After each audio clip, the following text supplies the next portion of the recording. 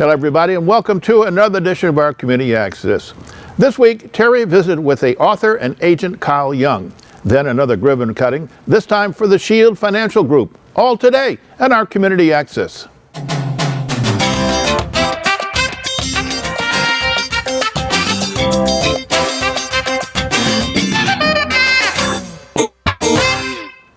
Welcome back. You know that our program has been on the air for more than 10 years, and we have the pleasure to visit some great guests. Here's another one. Here is Terry visiting with an author and agent, Cyle Young. Terry?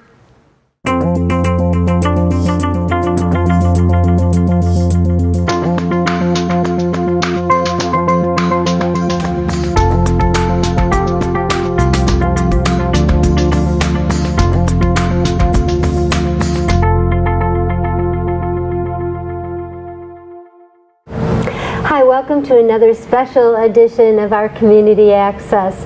Last week, one of our local authors, Catherine Brakefield, introduced me to a couple special people, and they were able to speak in this area. And today I have with me Cyle Young, one of those special people. Cyle, the list goes on and on about your title, so I'm going to introduce Cyle as a publisher. And Cyle spoke at a conference that Catherine Brakefield had asked him to speak at, correct? Right. Yes. And so let's talk about your publishing duties, but I also, there's so much I want to talk to you about, but let's start there. Well, great. Well, I have a publishing house. It's called Burnett Young Books, and I co-own that with another person. And so we do kind of some non-traditional, traditional publishing, which essentially means we do all the publishing that traditional publishers do, but we take on clients and authors who may have difficulties establishing themselves in the traditional market. Because to work with a big house such as a Penguin, Random House, Hachette, some of those companies, you just have to have a large platform, we call it, where you have a lot of fans and followers on Facebook, on your email, blog, newsletter, subscriber list. So we work with clients and authors who are really trying to build that platform. How I know Catherine is because I'm also a literary agent with Heartline Literary Agency, and so I represent about 123 clients all across the globe. Most of them are U.S. based, but I do have clients in New Zealand, Australia, Dubai, the U.K., and so it really does allow us to have this opportunity to have a global experience with this business. I have 12 people on my team, and so they service these clients, and so that between that and the publishing house, it keeps me pretty busy. But I do have a time to have a writers academy. So I have a company that's called Serious Writer Inc. We have a writers academy, and we do conferences across the kind of the eastern part of the U.S. this year in 2018, and then we'll be expanding in 2019. Now, are these video conferences, or they're actual physical conferences? They're 3-day physical conferences. We're doing an Ohio conference this year, so we're doing the Ohio Christian Writers Conference. We're doing the Michigan Christian Writers Conference in April, and then we'll also be going to North Carolina and Georgia, doing kind of an inspirational market conferences. And then we have a general market, which would be just for any writer, and we're going to do 15 of those one-day conferences we call the Serious Writer Tour, and those will be across the southern U.S. and the Midwest coming in 2018. Now, in those conferences, are you guiding writers how to get through that maze of getting their stuff published, or are you guiding story structure, writing structure, or should they pretty well have that by the time they get to you? We work with, it's a good question. We work with authors from brand new, just beginning, decided that this is the first thing, they haven't written a word, all the way up to advanced authors who have multiple books, 10, 20, 30 books plus written and published. So we kind of start at every level because the industry's changed a lot in the last 5 years with the addition of Amazon. Amazon has kind of changed everything. Right. They're kind of a game-changing company, and with that, there's a new aspect of publishing. It's not important as much anymore how great the book is. You have to have a book, and you have to have what we call platform, and that's that follower base, the people that will buy your book, a fan base. And so we help writers establish that. And that's monitored really, or judged based on the responses that they give to Amazon. Am I Right. correct? Yeah, like for one way of looking at platform is if I talk to an author, I want to know how many books they've sold on Amazon. Some authors will sell one book a month, and some will sell. I have an author that sold 100,000 books in 2 months on Amazon, and so that's the kind of way establishing the future opportunities that an author has in their career is how many of the books that they've been able to sell. Okay, so what you're saying is they've already published a book on Amazon, then they come to you for what? Their next book? Or They how come to to make me. that Yeah, they come grow? to me for support. I work with a lot of authors who are starting out, who just have a great book and they have a great idea, but they need help connecting with publishers. They need help learning to grow their craft and to become a better author. And then I work with authors who have 15, 20, 30 books. One of my authors has over 100 books published, and so has 9 million sales. And so what I'm doing for that author is really helping to structure that author's career. And kind of at this point in the author's career, he's been doing it for close to 40 years. Oh my. It's really helping him figure out the next steps. What are the next best publishers? Because in the publishing landscape that we live in, when 2008 kind of the market crash, it affected every industry, especially publishing. And so publishers now have smaller staffs, so they can't look at they don't have the same kind of reader base where they could evaluate every manuscript. So they really have pushed a lot of their submissions through agents. And so we're really like a clearinghouse for authors who want to work with a publisher. We send great books to publishers and help them only look at the best books, not look at every book that comes across. Okay, so you basically initially are tasked with getting to know that story and the author and the book itself, and you're going to judge then how far that can get before you push it on to, not even to use the word push, but forward it on to the next step. Right, yeah. I read a book, and it's got to be something I want to fall in love with, because I represent really 3 types of projects. An author that I just hit it off with, and I just want to get behind and say, I love this person, they've got great ideas, I want to help them in their career. Or I just see this phenomenal book that's just so well written, and you don't want to stop reading it, and I have to think to myself, how can I find a place that this can be published so more people can have that experience? Or I look for people who just come in, and they're either famous or mildly famous, and they have a huge following, what we would call platform, and I help them create projects with which when they can sell to publishers to establish more of a platform and provide more kind of residual income for themselves. And so you're not sticking to just one genre of books or of stories then. You're getting everything. Right, yeah. Most agents have kind of a niche, so I'm unique in the sense that I'm an author also, so I write a little of everything, and so I represent every genre and every market. And so that makes it a difficult task for some agents, but with the large team that we have, I try to find projects that I just really love, and I'll then work with them to get published in whatever genre or whatever market they're in. And when you're talking about team, do you mean a group of people that are reading the books as well, and referring them to you, or they're reading the book and referring it on? How does that work? Yeah, so I have a team that is made up of, I have 4 interns that work for me who are just college students who just want to be writers, they want to work in the industry, and so they help me with different aspects of mining editorial contacts. They're looking for editorial contacts because editors change so often in this industry. They help me do newsletters. They help me connect with my authors. I have one intern who's a marketing student, and she's just training my clients on Instagram, Facebook, Snapchat. They're really basic things, but they're really needed. And so then I also have people who just do submissions for me, and then I have a team of junior agents and associate agents who really take the first steps in helping me work with a section of my clients. So one might focus on romance clients, one might focus on nonfiction, and they'll help them get through the process of crafting a proposal, editing their book, and so when it gets to me, it's ready to go to a publishing house. Well, that was my next question. Do they also assist in editing, or is it already edited before you get it? They're always edited before. Editing is a never-ending process. So they're always edited before they come in, and what we do is we do what we call a polish draft, and I call it subconscious camouflage. It's the things your own mind cannot see in your writing, and you and I can look at the same page, but if you wrote it, I'll see mistakes in it that you didn't see, and vice versa.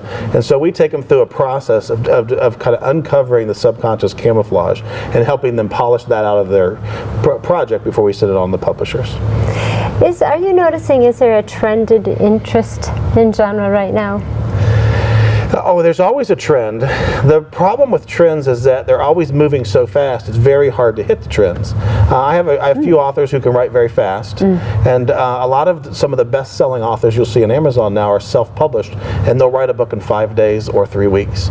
And so when the trend comes through, they look at it, find the trend, and they just write a book that hits the trend, and then they sell it. And they're able to do very well. But most authors take a year, 2 years to craft this novel masterpiece, and what happens is in that time, 2, 3, 4, maybe 10 trends have come and gone. And so there are trends that are timeless, like epic fantasy is always timeless. It's kind of like the J.R.R. Tolkien. You're never going to add a bunch of readers to that genre, but you're never going to lose a bunch of readers. It's kind of always going to be there. So there are trends that are safe trends. Romance is always going to have buyers. Yes, it just always funny? will. I don't get that. I don't get it. I'm not a reader of romance novels. Thriller always has buyers. So there are certain broad categories that will just always have readership. And then some of the other smaller trends, like right now, a growing trend is military science fiction, which is a science fiction novel about a group of soldiers, kind of a brotherhood of soldiers. And that's a real growing trend right now. And so a lot of writers are trying to write very quickly to hit that trend. And then, so what is your recommendation for someone who has the idea, story structure, I guess is what I'm looking for, has an idea, has never really wandered through that maze yet? What would be a guarantee? Well, and I know there are no guarantees, but I mean, what would be your best bet? If you were to talk to a writer and say, your best bet is... I go to a writer's conference. I always tell a writer, if they're new, they want to figure out anything in the industry. My whole career started as a writer's conference. Kind of my story back to writing. I went to the University of Michigan to be a poetry major, which people think this is very awkward because I was a football player. You're a football player. Yeah, so it's like this football guy who does poetry. And I hated the poetry department. I wanted to write rhyming children's picture books, and they said you can't rhyme anymore. So I dropped out of that. I became a religious studies major, and I really focused on a different part of life at that time. And then in 2005, my first child was stillborn.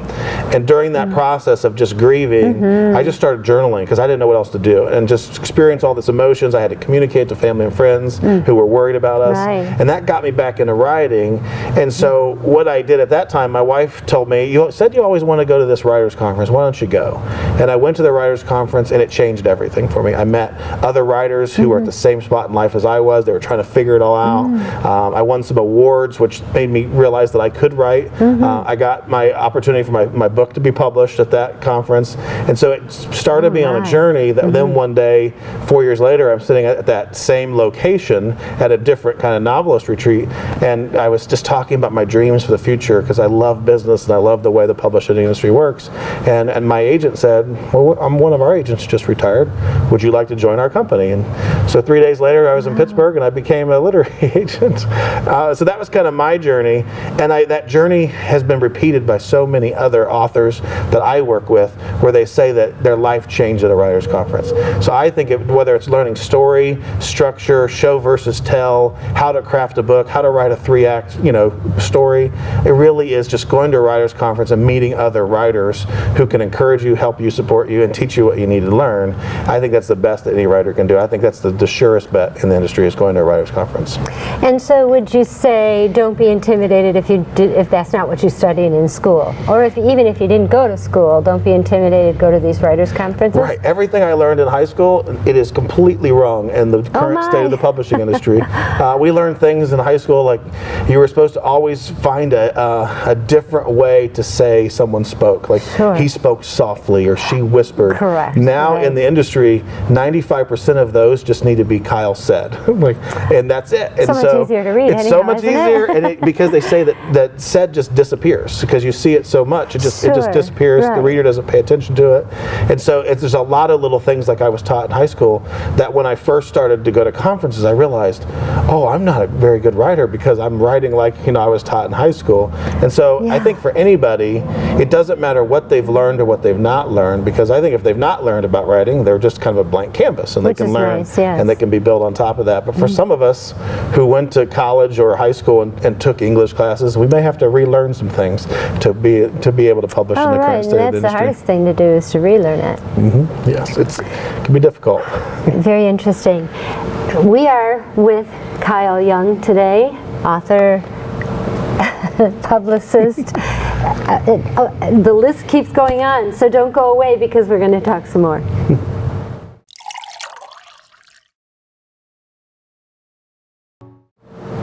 Welcome back to Our Community Access. My guest today is Cyle Young, publisher, writer, aficionado. Cyle, thank you so much for joining us. On the break, or before the break, I wanted to talk a little bit about you personally. Okay. I'm really interested in what you're doing as a profession, the 3 or 4 layers that you're doing. But you're not from Michigan, right? I am not a born Michigander. I'm from Ohio. So in Ohio, I'm a traitor because I came to Michigan to play college football at the University of Michigan. So I'm a traitor in Ohio, but now I feel like I'm living in Michigan again. I live over near Jackson, Michigan, and so I feel like I'm a Michigander now that I'm living here. And you're close enough anyhow from Ohio, you're close enough. Talk about your experience as a football player for the University of Michigan. That could not have been an easy job, and especially for somebody that wanted to study poetry. Definitely. Somebody wanted to study poetry and be a football player. You know, when I went to Michigan, they were coming out of a terrible season, and I remember I came from Ohio, and I actually came up to the recruiting trip, and I was only coming because I wanted to see Michigan Stadium. I was from Ohio. I didn't grow up Ohio State fan, but I was not a Michigan fan. Nobody in my area was a Michigan fan. So I was just a free trip to see the stadium. Well, and so I'm watching this highlight reel, and I'm watching every game that I rooted against Michigan in the highlight reel. And so something happened on the trip. I met Coach Lloyd Carr, and he knew me. So this was in the mid-90s? This was in 1997, 1996, 97. And when I met Coach Lloyd Carr, he knew my name when he walked up to me. He didn't have to have somebody tell him it. And he knew that I was also a high school wrestler because I was an All-American high school wrestler.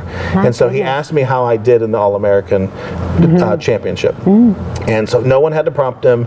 And to me, that was very impressive because being on a recruiting, you know, you're used to people kind of filtering the information. He just knew all this stuff about me, and I wasn't really interested in going to the school.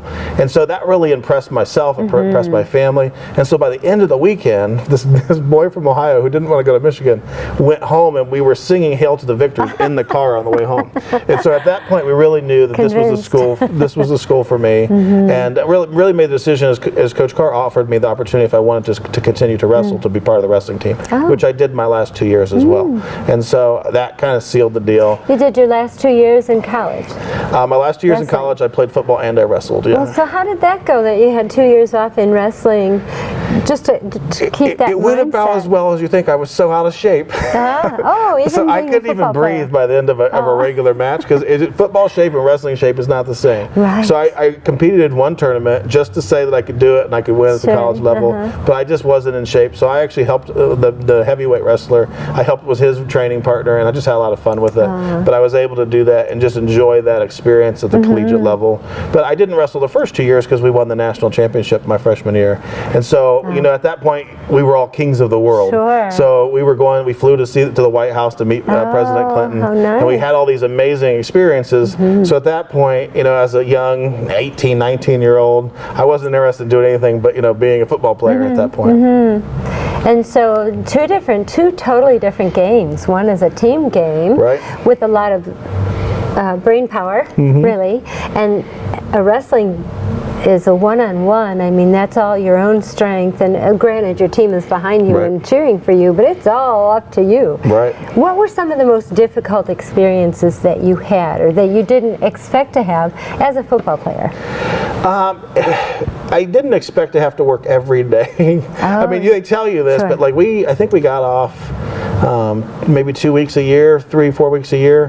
When you look at the grand scheme of it, not all of that was engineered by coaches. We had some self-directed. You know, you had to stay in shape, you had to work out, you had to lift. Well, you have but a it was a job. mindset. It was a job. It wasn't the hobby that it was in high school. It became my job, which took care of helping me pay for school and all those things. So it was really I had to grow up quick and realize you know you could lose this, and then how was I going to pay for college? And so ultimately it became a job. And so after college, you went back home. correct? Yeah, I went back to Ohio, and I worked with my parents, and I'm also, I had a religious studies degree, so I started doing pastoral ministry. So I traveled around Ohio, and every time I tried to move, I wanted to move closer to Michigan, to be closer to football and to come to games, and it seemed like we could just always be 3 to 4 hours away, and we would just move a different direction, but never closer. And so a year and a half, 2 years ago, I was at the Ohio State-Michigan game, and my wife and I stayed in Brooklyn, Michigan at this little bread and breakfast on Dewey Lake. And we said to ourselves, if there ever became an opportunity to move in this area, it's beautiful, we would love it. And about a month or two later, I just happened to see this job posting on a website for Brooklyn, Michigan, for a church that was looking for a pastor. And so we applied, and it was in Irish Hills. My wife is Irish. Right. My kids do Irish step dancing. And so she said, well, if there's an Irish dancing school close, why don't you just apply and see what happens? Well, wouldn't you know it, 7 months later, I start my first day on the job. And so it really just became this awesome, amazing experience of just seeing how God was moving us back to Michigan. And we've enjoyed living in Michigan for the last couple of years. It's been a great experience. Total providence. And so this is where your own business was born, here in Michigan. Yeah, right before I moved, I became an agent about maybe 6 months, 9 months before we moved. And at the time, we were working at a very large church, and so we wanted to kind of slow life down. At the same time, we wanted to slow down a little bit. The agency took off, and we went from 0 clients to 120 clients, and from 1-person team to now 12 on the team. And so it just skyrocketed this last year. And you also wrote that you are addicted to writing, basically. You still write, correct? Yeah, I'm definitely addicted to writing. I write as much as I can. I'm in the industry through the publishing side, through the agent side, through the training and conferencing side. And so my day is pretty much living and breathing writing and teaching about writing and talking about writing. And it's what I like to do. I have a book that's out that's called Belly Buttons and Broken Hearts, but I also have a book that's coming out in 2018 that is called Live the Dad Venture. It's kind of a father's devotional book. It'll be coming out. It's 365 really days of challenge to dads to be the best you can be. It's kind of passion and some of my unique ways that I parent my kids. So that book will be coming out about that. And do you also write children's stories? I write children's picture books, and my first conference I won a award for a children's picture book called Princess Penelope. And so I'm in the crowd, and my name's spelled different, spelled with a C. Yes. So most people think it's Cyle or some other, Cycle or Clyde. And so nobody knew who I was, and nobody knew that name was, it can also be a woman's name, a lot of people would think. And so they thought it was a woman that won the award. So when they announced the name of the award winner for Princess Penelope, everybody looks around the room, and then this big football player guy stands up. And so everybody died laughing at this conference. I think there's 400 people at the conference. And it really made a name for me because that was my first experience in the industry. And everybody thought it was funny. This guy won this little princess pink. It was pink cover, and I had written it for my daughter for Christmas.